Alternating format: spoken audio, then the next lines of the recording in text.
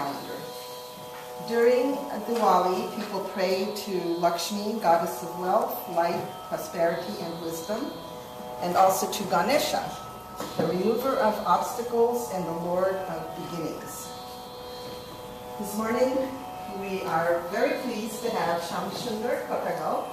He will be giving us a lecture demonstration of South Indian classical music, also known as Carnatic music. He will be presenting some compositions of Sri Muthuswami Dikshitar, which are at the core of this musical tradition. Sham is an alum of CIIS and also works for RAMS, a nonprofit mental health services agency. And Sham is also a resident here at our San Francisco. Before we start, I'd like to have a moment of silence, and I will read a prayer from the Prayers of Affirmation, written by Dr. Haridas Chaudhary, who founded our ashram here.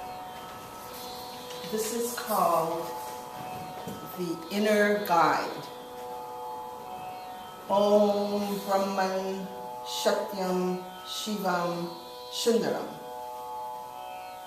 Reality is the one light that shines in various forms, the one voice that speaks in various languages, the one life that pulsates in endless variations.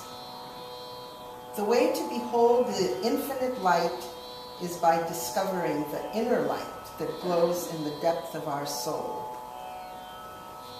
The way to hear the divine voice is by listening to the inner void that rings in the silence of our being. The way to contact universal life is by following the self-regulating rhythm of our inner life force. May we follow the guidance of the inner light in all changing circumstances. May we follow the prompting of the inner voice in all the details of our living. May we grasp the significance of the inner life force, setting aside all external standards. Om Shanti, Shanti, Shanti. Please welcome Shamsundar Kottagal. Thank you. Thank you.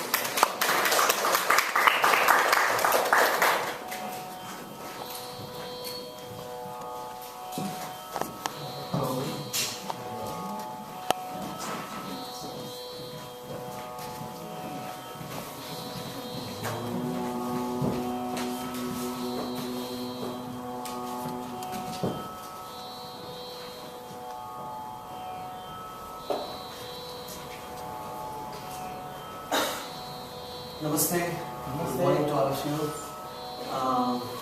Before I talk about Dikshitar, I just want to share quickly a recap the significance of Deepavali, that's the other name. It's the festival of lights.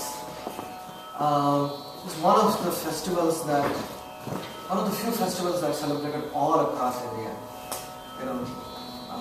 Not all festivals have the same significance, and they are not celebrated in a similar way all across India. But Diwali is one of the few ones that's celebrated. In the northern India, yes, Diwali is a huge festival, it's a very big festival. In southern India, it's not such a big festival, but nevertheless, it is celebrated. The two most common characteristics of Diwali is lights and firecrackers. So all through the season, those 10 days, 12 days, firecrackers can go off at any time of the day. And yes, early morning, late night. So that's one big feature.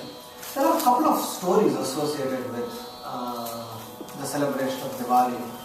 In the southern India, it's the reason why it's celebrated is because they believe Krishna vanquished a demon king who is kind of geographically placed at where Assam is right now.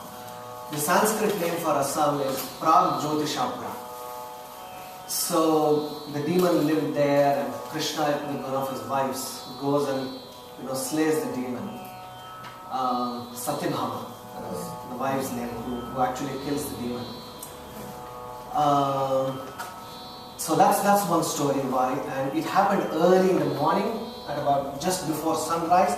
As they say, the darkest hour is before the dawn, and so just around that time. So the tradition is that people will wake up early in the morning, have a ritual bath, and then burst firecrackers.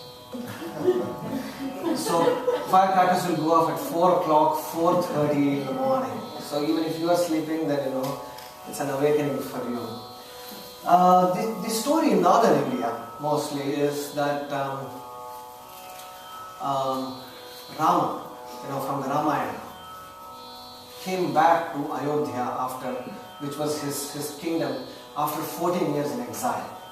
So he killed the demon in Lanka, as it was called at that time, and so returns to his kingdom around the Diwali time. And so the first day of the lunar fortnight after the new moon, there's a new moon due now, there was a full moon last week.